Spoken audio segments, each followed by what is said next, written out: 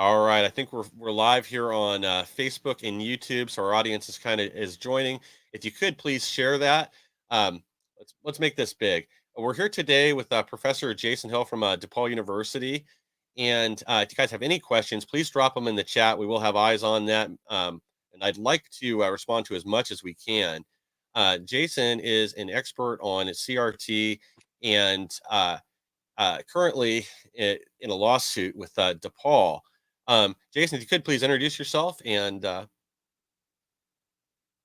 Well, thanks, Mike, for this opportunity. I'm Jason Hill. I'm a professor of philosophy at DePaul University, where I've taught for 22 years. I've been a professor for 25 years. My specialties are in ethics and political philosophy and moral psychology. And I'm originally from Jamaica. I came here when I was 20 to pursue my dream of becoming a writer and a philosopher, and really thought I was going to be a poet and a novelist. Somehow that the poetry part has worked out, but the fiction part is yet to manifest.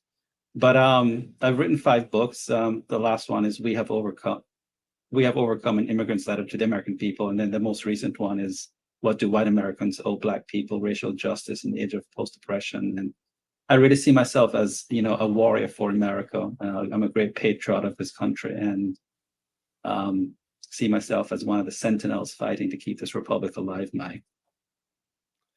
yeah, and I do want to mention one thing I forgot in the introduction. Annie is not with us today. She's at CPAC. She's working with CPAC right now with Lindell TV. So unfortunately, you guys are left with me filling in. Um, Jason, I wanted to touch on an article that I'd sent you. That this Islamic Center in Houston, this sort of indoctrination program that has started there with these students, that this started in Iran. Annie brought to everybody's attention about 9 weeks ago. It's called My Commander. It's essentially a song they're having children sing as part of a, well, they're pledging their loyalty both to martyrdom and to the supreme leader of Iran, the 12th Imam. And I wanted to kind of get your thoughts on that. Well, this is not surprising. We have been witnessing the Islamicization of the West for quite some time now. I mean, if you go to Rotterdam, if you go to any part of Western Europe, you will see that there are more mosques than there are churches. I've been writing about this for a long time. I wrote an article talking about questioning whether radical Islam was even compatible with American constitutional republicanism, given the nature of Sharia law, Yeah. and given the nature of American constitutional law, and given the extent to which there have been certain cases in America, one of them arising in Kansas, in which, in the name of religious freedom, judges have ruled in favor of husbands who have physically abused their wives, or subjected their wives to unusual and cruel and unusual punishment. And the nature in which a lot of companies have become what we call Sharia compliant as a way of attracting and maintaining Muslim wealth. Yeah. So I want to tie this in conjunction with other movements that are going across the country as a way of explaining to our listeners that this is part of a movement to sort of basically rebrand America, to tear up what you have previously mentioned as the social cohesiveness of our republic, to undermine civic trust and what I would also call the moral coherence of this country. Yeah. Yeah. Because yeah, the idea is sort of to silo everybody, to put everybody in their own little group. If you break us apart, we're easier to control. If nobody believes in our founding values and we don't have that common culture, it's much harder for us to fight back against both, well, really the red-green axis in general, because it is coming from all sides right now. And with Sharia, it's clearly incompatible with our constitutional values and our American way of life. And as you mentioned, like with the courts, that for them to side with these anti-American, anti-freedom values is really scary, because that's supposed to be like the last stopgap, that everyone is equal treatment and has equal rights under the law. But if they're citing to something where that states out a religion, that states out that people are unequal, that men and women don't have the same value, don't have the same rights, and don't have the same abilities, that is a huge danger, I think, to our entire society in general. It is, and we see a similar movement happening in California in the name of ethnic studies that Yes. I've also written an article about for in Front Page Magazine. California sort of passed a statewide ethnic studies curriculum based on a book written by a gentleman called Untitled Chapter. And I just want to, I always have this, it's like a Bible. It's part of my intellectual. I have two files, Mike. One is called my intellectual ammunition file, and one Uh-huh. is called my intellectual horror file. This is in my intellectual horror file, and because it's a case in which you have students in California, K through 12, Hmm. turning and facing towards the East and worshiping and pledging allegiance to certain Aztec gods, based on the premise coming out of this guy's book that the United States, he writes, is a white supremacist, patriarchal, misogynistic, anthropocentric state founded as a Eurocentric, land grabbing, genocidal state that committed theocide against indigenous tribes. And the Christian white God, he states, is a white supremacist God. So this is deracination. This is a way in which to re-socialize children into not just paying homage to, in the name of multiculturalism, to, Aztec gods, but to reorient their sensibilities, to reorient their devotion and their foundational values away from Christianity, the Judeo-Christianity Yeah. tradition, into something that is quite alien to their sensibilities. This is part of a larger movement that I've talked about. These are not just woke supremacists, they're not just critical race theorists. These are individuals who are out to cancel the United States of America. And I Yes. think it's important that people realize that when we talk about cancel culture, it's a nefarious movement that has ruined the lives of individuals. But the larger goal here is to cancel the United States of America. Yes, and like in this particular movement, it isn't just that it's antithetical to our American values and our way of life and our common culture. It's that it teaches them specifically to hate it and to be a part of something else, to be destructive to the fabric that binds our nation together. And I do think that's what's at the heart of a lot of these movements right now, whether it's the Islamization of America, this particular movement, or a lot of the aspects of the far left CRT within the schools. And it is you break that down, and we don't have that fabric. There's nothing that binds us together, and then we're no longer really a nation. We're no longer a nation. And, Mike, this is possible because we live in an age of radical ethical relativism where, Yes. we have the professoriate and the ruling intellectual classes in this country have Mhm. criminalized logic and reason. Logic and reason are not just outcasts, they're outlaws. They are the constructs, according to these individuals, of racist, white supremacists, dead European males.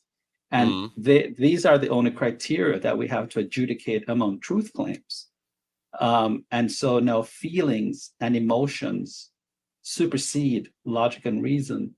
And it's only because ethical relativism, which is the claim that there are no criteria or there's no one criterion to adjudicate among truth claims, Yeah. is in the ascendancy, and where you have people elevating their sophomoric high school opinions to the level of human knowledge, which, as I've said, just makes all of us become statisticians of gutter trivia when we have to Yeah. listen to these people, these village idiots who think that their opinions supersede those of experts and authority. But it's because we have become a culture of, this is what I call the age of nihilism, where values are destroyed strategically.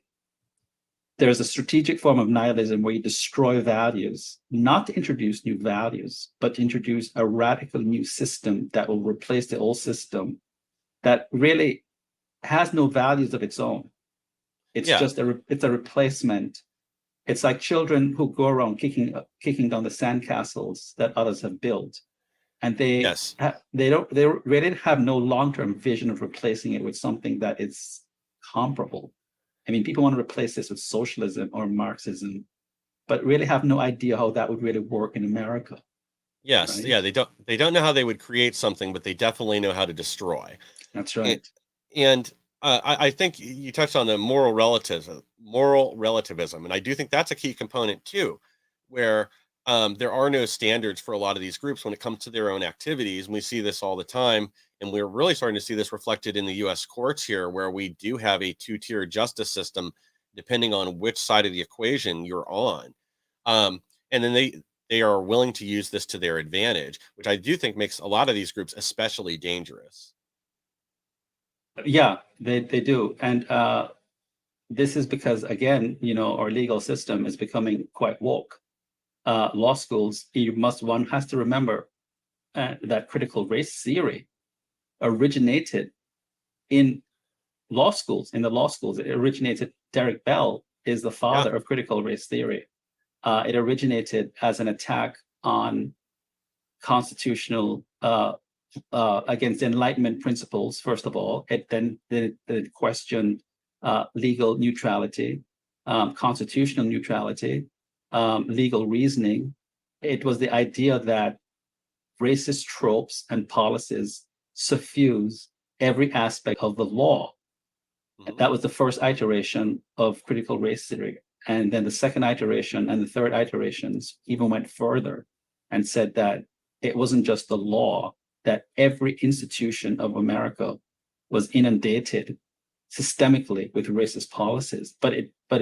It's not surprising that what you just said about the legal system being tarnished, because it did. Critical race theory has had its roots in legal theory in the law schools. That's where it originated. Yeah, and it grew out of critical theory and Marxism initially, and that That's whole right. school of thought. So, and it is in other aspects too. But the idea that, like, taking over the legal system with these ideas, that allows them to set some precedents, so they can have a few victories here and there, and then build upon that as a foundation. And some of these ideas, on the surface, they are enticing to someone that does view the world as if they are a victim. And I think that's part of why, you have this, the left's very good at forming these coalitions of victims across different things, and that they making them each believe they need to support the other's causes to advance their own. That they're good at coalition building, but it is under false pretenses, because a lot of these, there would be no way to get all these ideas to work once if they were actually able to move forward with all of them, because they are directly against each other in other ways too. Right. Say a little bit more about that, about the coalition building. I'm interested. Yeah. Well, I mean, we've heard about it as, well, the red green axis, perfect link. Hmm. Um, because their end goals are, they have certain things that will advance both their end goals, so that they instead work together to achieve parts of that, even That's though right. in the end they will be in conflict with each other. We see the same thing with, like, what the LGBT agenda has morphed into.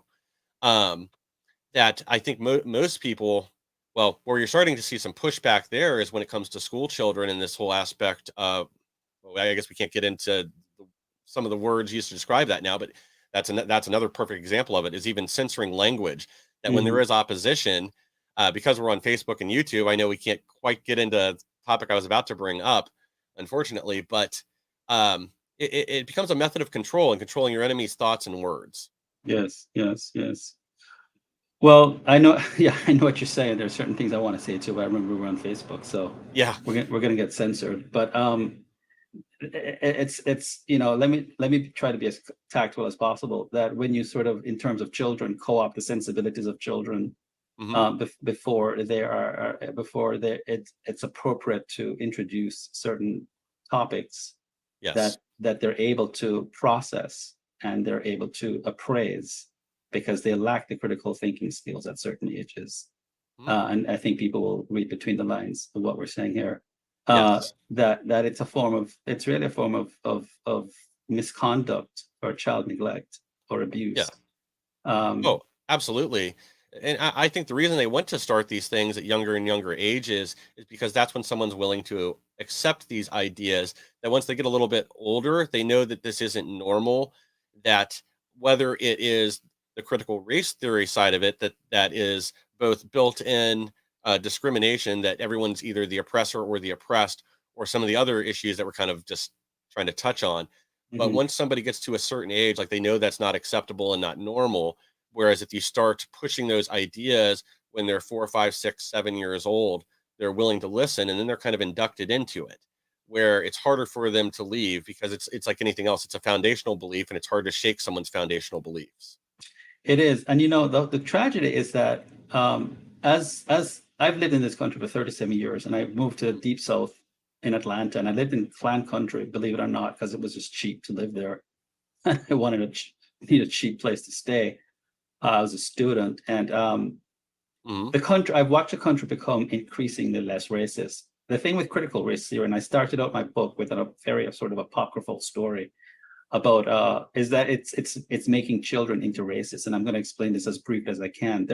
I start out my book, What Do White Americans Owe Black People, with a story that has now become coin of the realm in public schools in K through 12s, where a friend of mine was watching his son's Zoom class, and the teacher had most of the white kids put their hands beside a brown paper bag. And she said, if this color of your skin is different from the paper bag, you're part of a problem called systemic racism. And you're a walking practitioner of racism. And his son, I think, was in the 6th grade, and you've harmed all the black students in this class. Now, this poor kid who's white, who has Yeah. done nothing to ever harm a black person in his life, is an innocent white kid, but is made to feel guilty just by virtue of having white skin. I said to my friend, that teacher is going to probably turn your son into a white supremacist, Yeah. because she's turning him into an inverted racist, because he's going to feel guilt, he's going to feel resentment, and his whiteness is going to become his only, in a very perverse way, his only form of protection. That's how you create racists. There's Oh, nothing more than absolutely. his son wants to do in a multicultural age, in the best sense of multiculturalism, or a diverse, let's use the word diverse society. His child, who goes to a very diverse school, would probably end up dating some Hispanic or Latino or black girl, Sure. and just wants to play with regular kids, but is now told that because he's white in the 6th grade, that he's a systemic walking practitioner of racism. Now, besides being so incredibly psychologically cruel, it Hmm. is such a lie. But those are the methods, and they say that CRT is not taught in K through 12. It's you and I were talking earlier, Yeah. and uh, some time ago, and the idea is it's praxis. It's Hmm. praxis. It's what they do in terms of actions. Yeah, it's sort of leached into the other lessons. We actually have a question from our audience here. I'm gonna see if we can get it put on screen real fast. Is it true that Joe Biden signed an executive order that legalizes puberty blockers for healthy children? And I I don't know. Um, yes, uh, it it is true. is. Yeah, they're currently working some other things through the like Health and Human Services departments, things like that. Some of it's really insidious because it is directed at laws in different states, like Texas and Florida are both cracking down on these gender clinics right now, either making it outright illegal for surgeries or severely limiting the use of puberty blocker drugs and some of the other medication. Because again, like keep in mind, like, some of these, like Leprin, like it's literally used to like chemically castrate people. This is not something you want to be giving children or anything else. Um, that it's not safe. Yeah, I mean, the other big issue with a lot of these hormone blockers is even though people like to say the effects are not permanent, that's not what the evidence is telling us now, where kids are not developing properly, especially if they're put on these drugs at 6, 7 years old, that both mentally they're not developing in the normal fashion, and even physically. Um, what is that?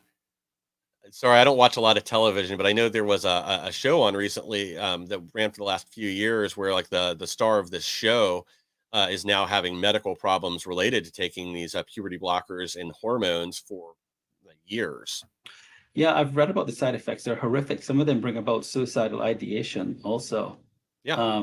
Yeah. Well, I knew that it was on his desk. I didn't know that he had actually signed it. That's horrific. It's disgraceful. It's a form of child abuse, given what we know about these puberty blockers. But anything that stunts the organic development of a child is just malar. It's ridiculous. I can't believe that this is taking place in a civilized country such as a Yeah. civilized country like the United States of America. Yeah, or there's examples of people that are 11, 12, 13 years old having double mastectomies.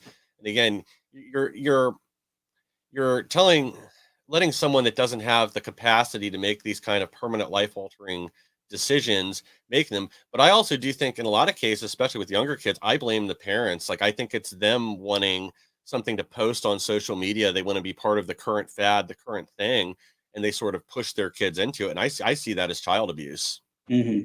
It is, and it's part of the woke ideology where you use your children as pawns, and you Yes. politicize. We're seeing the politicization of children in a way that we had never seen before. The instrumentalization and the objectification of children to further political agendas, which nobody really sees as an act of cruelty and child abuse. But it's heartbreaking when you read the stories. I was reading a set of stories last week about a particular woman who I don't remember her name, but it's in my file somewhere, where she did have a double mastectomy and she Hmm. wishes that she could have her life back. She wants to become a mother, and she made the decision, she said, prematurely, when she was going through a very serious stage of clinical depression. And she admits that it was an enemy. And now she blames her parents for a decision that uh, she had no mental capacity to make in a sort of autonomous, rational way. Yeah. Um, Is this the woman that was she's from the UK and this started when she was about 14? mhm. Yeah, I just saw this. I was reading about her story a few days ago, and I saw a video of her doing an interview with somebody on That's YouTube, right.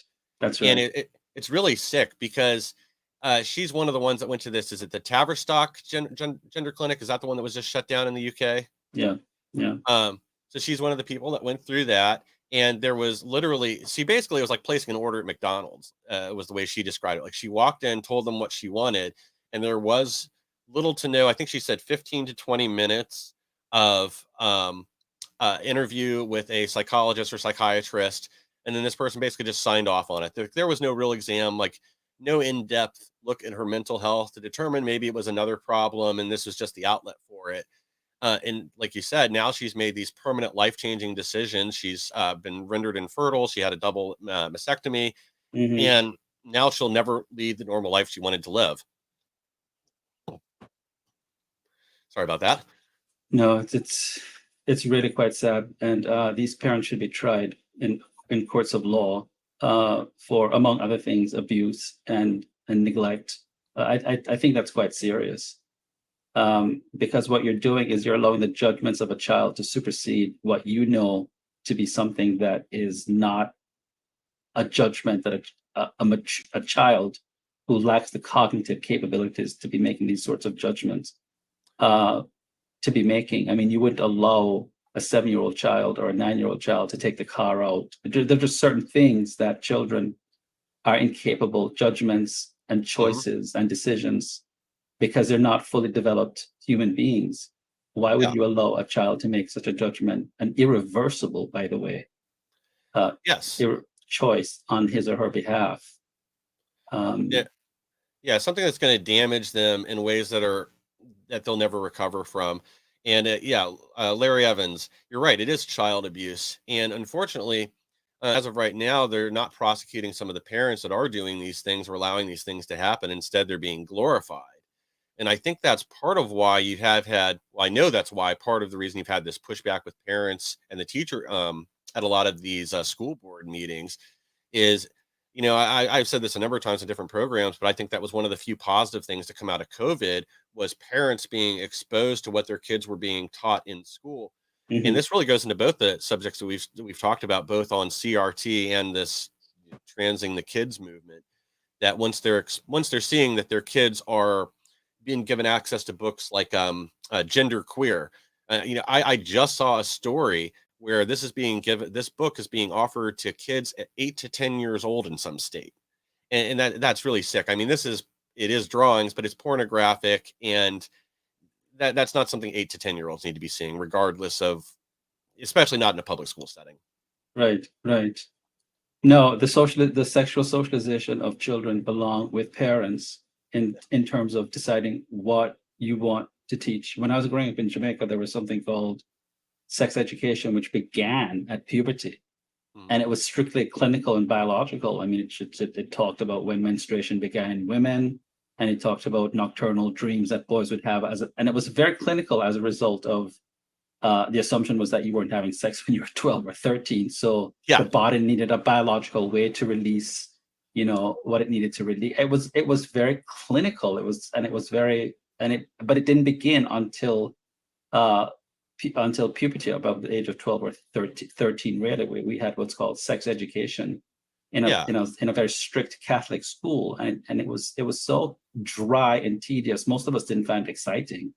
We thought, oh, sex education, we're going to learn about, but it was just a very clinical, biologically driven education that taught us about the hormonal changes in our bodies and why we got zits and pimples and yeah, what was going on in what you call that part of the brain, the hippocampus. Um, yeah. and but there was no sexualization of children at the age of 4, 5, 6, or 7. No, and we had the same kind of thing here that I was trying to remember if it was sixth or seventh grade, but that's when it started. And it was same thing. It was very scientific. It was just, giving people the information they needed to know as they're going into puberty. But it wasn't this sexualizing kids that are in kindergarten, first grade, everything else. It's Um, it's a perverse way of parents virtue signaling through their children, yes. but by showing how progressive they think they really are, when they're really being destructive monsters in their children's lives. Oh, absolutely. You're exactly right too. It's virtue signaling. It is they're trying to show their friends that they're part of the current thing through what they're doing to their children. Like I don't for a minute believe somebody's 2-year old is trans.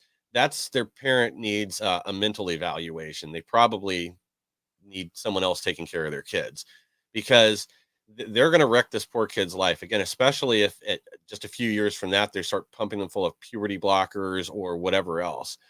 I don't believe for a minute that some someone that young can make a life altering decision. We wouldn't let them drive. We wouldn't let them vote or do anything. Well, we may be on the path to letting them vote soon. I don't know. The Democrats are going to get desperate. They want whoever they can get to the polls. Mike, this speaks to an issue of that I that I'm working on in a book that is coming out next year. This speaks to an Mhm. issue of a crisis in masculinity. When I hear about all this stuff, I want to know, where are the fathers? Where Yeah. are the strong masculine fathers in the promulgation of trans ideology and its manifestation in the lives of these children? Hmm. Which strong father would allow his daughter or his son to be going through this kind of mutilation of the body? This really speaks to the absence, or the muffling or the silencing of the father, which speaks to really a crisis. I mean, people talk about toxic masculinity. I'd love to have a conversation about the silencing and the muffling of men in this country, because where are these strong fathers? And because, to me, ethical masculinity has to do with protection, with Yes. exercising good leadership and stewardship and judgment that supersedes and takes precedence over the immature uh, judgments that others, whether they're even adults. I mean, we can call this paternalism, Yeah. but even in adults who make bad judgments, part of masculinity is not just assertiveness. It's also exercising a kind of forward looking, a kind of maturity, a kind of, which is not to say women don't have these judgments too, Well, of but course. where are the strong men? Where are the male voices in these families where these kinds of atrocities? And if you notice it, it's mostly mothers who are pushing these Yeah. children into adopting these puberty blockers, and I call it bodily mutilation, really. Well, that's what it is. But I also think you're right. Like the world could definitely use some more toxic masculinity right now. But to try to cast these things that really are values is something that's made our species succeed over the years, whether that's leadership or protection or anything else that are now declared toxic. Like that's, I think, one of the things that's pulling us down and why we have some of the issues that we do. We do have another question from a viewer right now. Get it up on screen. When do you think the children who learn gender theory and critical race theory in school today will be no, will be notably different in the way they act when they are adults. So, Yeah, well, we live in a paradoxical situation because we live in a situation where I think we both infantilize children, uh, and we so childhood continues until you're about 26. But not paradoxically, older. we're also enforcing adult sensibilities on them as young as the third grade. So this is the cruel paradox. You know, Yeah. when will they notably act different? They're acting different right now. When you have high school students and children in K through 12 making adult demands on society and on their parents, and society and their parents are acquiescing. So we don't even have to wait until they're adults. I Yeah. mean, they're being groomed and they're being socialized to act as mini adults while at the same time being, it's a very, very curious phenomenon. They're being infantilized, and Yeah. at the same time they're being forced into little mini adults. Well, uh I think it's kind of dual purpose that it's both. So if you have adult children, essentially people that are, 40 years old that still are dependent on their parents or dependent on the government, that's part of the idea, is expecting others to do certain things for them, or just never growing up and never fulfilling their potential, not having families of their own, not building society the way that it has been done traditionally, and what's made us successful and what's gotten us this far along, to suddenly throw all that out and basically be a child in an adult body. I think that's is part of the goal of all this. yes, that's right. The last thing you want is you want autonomous, sovereign, rational creatures who can truly think for themselves. Yeah. And what better way than to, you think of the comprachicos. There's just a phenomenon like Chinese foot binding. This is the equivalent of Mhm. both psychic Chinese foot binding, when you sort of lock a child into Yeah. psychological way of thinking from that child is 2 or 3, when organically the child is still growing and developing, but you've locked them into a particular way of thinking, stunting their growth. It's a psychological equivalent of Chinese foot binding, and it's a way of controlling them. It's a way of forwarding Yeah. a political agenda that they can't question, that they can't, especially when you've criminalized logic and reason and critical thinking. Yes. You've got them in a stranglehold. You've got them in a vice grip that they can't get out. Yeah, you've staggered their growth and not allowed them to be achieve their full potential. Yeah. And I do think some of this also ties back in again to CRT, because that's also putting up blocks for people. I talk a lot about like the soft bigotry of low expectations, that putting this into someone's mind that they can't achieve their dreams, or no matter what, the white devil is going to prevent them from going as far as they could in life. But that's another way of putting handcuffs on people and preventing them from really adding to society in a way they could otherwise. Yeah. And it's such, but let's look at the facts. It's such, if some of the claims of CRT, that our society is systemically racist, that if you're Mhm. black, you are bound to be held back, then why is it that Nigerians are among the largest? I think I can't keep up with the statistics, but they're the highest wage earners. I think they're just, sometimes they pass out white men in this country, and sometimes they're just a little bit below, Yes. do so well in this country. Why do immigrants from the Caribbean and Africa in general fare so well? If there was systemic racism, um, that that was all pervasive, why would blacks from other countries fare so well economically in this country? It shows the untenability and the complete lie that critical race theory really is. Yeah. It shows that there are, what I describe in my book, there are certain people just don't like to hear this. There are certain pathologies, right, within the Black community. 74% of African American children are born out of wedlock and into poverty, compared to 22% in 1960. At one point in this country, the marriage rate among Blacks was higher than it was among whites, I think, in 1925. There are just certain Yeah. pathologies that count for disparities between the races that have nothing causally to do with systemic racism or even the residual effects of slavery. But Yeah. people don't want to talk about that, right? They just chalk it up to systemic racism. And then you have a bunch of immigrants who come here and just debunk that shibboleth through Yes. sheer achievement, right? So, Yeah. but empirically, if the country were really systemically racist, it would be systemically racist against anyone who was black. Yeah. Yeah, it wouldn't just be people that were born here. There, and I have trouble again with this argument. No one's been able to point to something within the law that is an actual piece of uh, the law or the legal system holding black somebody based on their race anymore. I haven't been able to see examples of that. I know some people argue certain drug crime laws are still more discriminatory than others, and okay, so I'll buy that. Let's pretend like the law for crack cocaine somehow is still racially uh, is a component of racial discrimination. But that's again only affecting people that are also operating outside the law. So I don't see where there is a system. And like as you said, someone like yourself or like Annie or anyone else that's come to here from another country, they can be wildly successful, they can achieve their dreams. I just don't think it's a component of our society anymore. Like, yes, you are always going to have individual racists here and there. There's nothing you can do Yes. about that, but it isn't something that's baked in that prevents people from achieving success.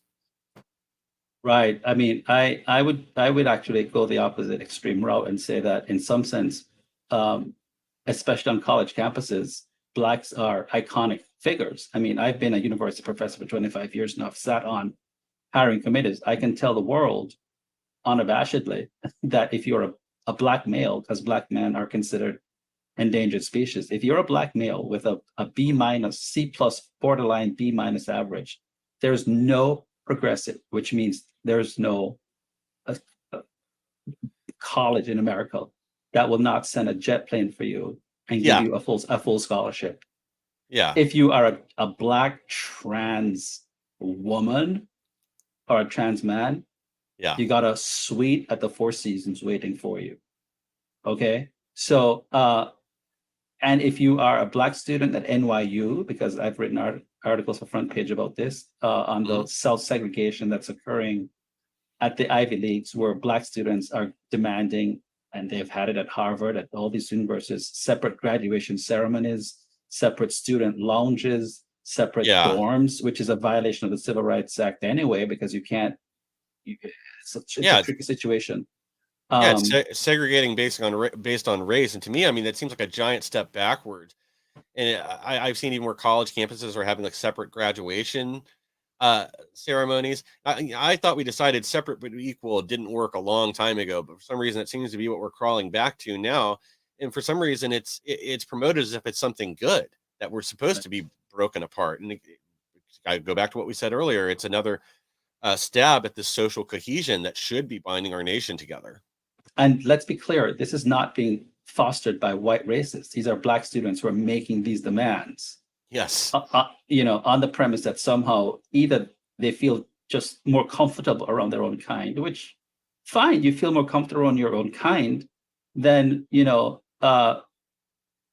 socially off campus, you can choose to be around your own kind. The university is not a dumping ground or an extension of your living room, right? So you can't use the university as an extent. You can't make demands to your dorm manager that you want a separate dorm just for people of your own race. So the universe is not an extension of your living room. It's a place that you're going to learn to have to cohabitate with people from different backgrounds. That's what the whole Civil Rights Act and the movement was all about. Yeah. And the extent to which administrators have acquiesced and kowtowed to some of these students is it would be laughable if the implications and the consequences weren't so Dangerous. and Def- start. Yes, yes. yeah, and it's I think a lot of these ideas that they're easy for people to latch on to and then use that as an excuse for other bad behavior. I mean, the whole idea with the college campus is too that your ideas are supposed to be challenged, that it's supposed to be an environment where you are exposed to people that believe something different than you, that come from a different culture, a different background, or a different race. That's part of the idea, is testing all these ideas, and the best ones come out ahead, and that makes us all stronger. But that's totally gone out the window. It's sort of gone out the window. That's why the whole diversity, equity, inclusion is a bunch of malarkey, because it's inclusion for one group of people. That is, it's inclusion for uh, it's not inclusion for Blacks to avail themselves to a multiplicity of divergent viewpoints. It's inclusion in the sense of, I'm going to be included in a way that makes me feel safe and comfortable and inoculated from viewpoints that are Yes. anathema to my own. Right? It's not a real inclusion that includes a multiplicity of viewpoints. It's going to be, I'm going to be included in a space that doesn't have anything on the syllabus that offends my sensibilities. So I'll give you, a classic example. It's like the decolonization of syllabi. Yeah. I get emails from the administration periodically from various groups on campus saying, have you decolonized your syllabi? Which means, have you rid your syllabi of European white dead males? And my PhD is in philosophy. My specializations are, I teach a course on the history of European thought from the 13th century those are white European males. I still won't have anything to teach.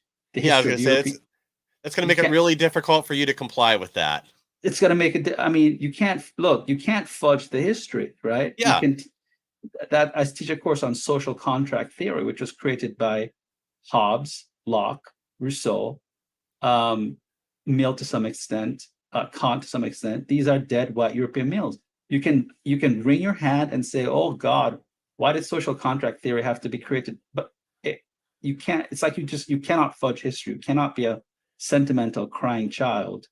Yeah. The facts are the facts, right? And we actually are the legatees of a wonderful thing called social contract theory, because out of it came liberalism, which we are enjoying the benefits of today. Yes. But so this notion of inclusion is very one-sided. It's inclusion in a way that accommodates the needs of one set of students at the expense of other students. And as for Yeah. the equity stuff, we know what that is. It's equal outcomes. Uh, Yes. It's not equal opportunity. That's out the window. What people yeah, want, equal results. When in reality, equal opportunity gives everybody the chance to fail or succeed on their own merit. When you start trying to create equality across outcome, that means you're not going to get the best or brightest or whatever. You're just going to get the person that fits the bill, that is the right race or gender or whatever it is they happen to be looking for. Um, we're kind of winding down, running out of time here, unfortunately. Where can our audience find you? well, they can find me on Facebook at Dr. Jason Hill, D Hill. They can find me on my Twitter handle at Jason D Hill 6, on my DePaul uh, uh, website. I also have a website called jasondamianhill.com. And of course, they can find my books on Amazon, which I hope they will indulge themselves in at a discounted price. I And would recommend it. I've got a new show coming up called the Jason Hill Show that they should look out for in early September, um, hosted by the Freedom Center. But they'll find more details on that on my website coming up, and Facebook. I'll announce that in Yeah, detail. you can find his articles there. They're great. I'd highly recommend reading them and picking up his book. Like I said, it's one of my favorites. Um, Also, I wanted to say to our audience real quickly is um, Annie's American Rebirthday is coming up on Monday. So please go to liveuptofreedom.com. Make sure you click the banner, and uh, for her American birthday, she always tries to raise money for a cause. And this year, it's going to be Brandon House's Worldview Weekend Foundation. The goal isn't very high. We just need your help to hit it. So please check that out and give us a hand. Jason, any last words you want to leave our audience with? Well, I always leave with a word of optimism, because I'm a problem solver. I'm a philosopher who believes in fixing problems. So I want to say that, for the parents out there, get more involved in the content of your children's education, and not be involved with the grade grubbing aspects. To the donors out there who might be listening, if you're thinking of giving money, make sure that you have conditionals affixed to the dollars that you're donating to these universities, and that you you make specifications about how you want your money allocated. I think that if you care about intellectual diversity, there should really be more conservative professors on campus, or professors with a diverse set of viewpoints, and advocate the right ideas. There should be a sort of national pride, a rational pride that we feel for our great republic.